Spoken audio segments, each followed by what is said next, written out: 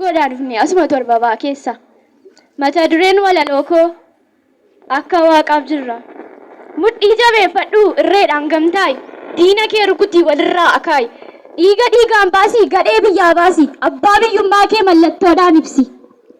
Diina gamaa dhuftes biyya keessaa baasi. Kumaaf kitilaan qabna maallanne yaa qomoo mee wal jajjabeessaa dhiiga koo yaa Oromoo. Keenya osoo beela'u maaliif gantu sorra? Keenya jalaa dhiisnee bakkee keessa joora. Keenya dilbitti galfatu nuti qarmaa corra.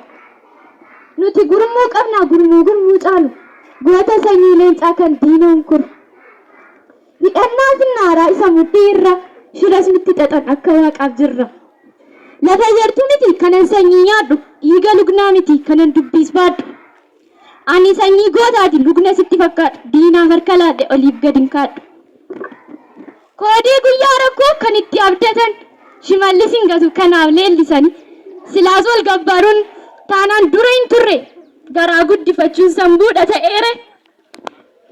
Caba cabne cabanuun hin malle bakkeedhaa okkolaa yoo manatti galle godaannisa uumee madaawaan kaleessa tarkaanfachuuf dhibee miila lafarraa bunne lafeen keenyas cabee lafarratti hafe foon keenyas qorqanii jarris nurraan galle.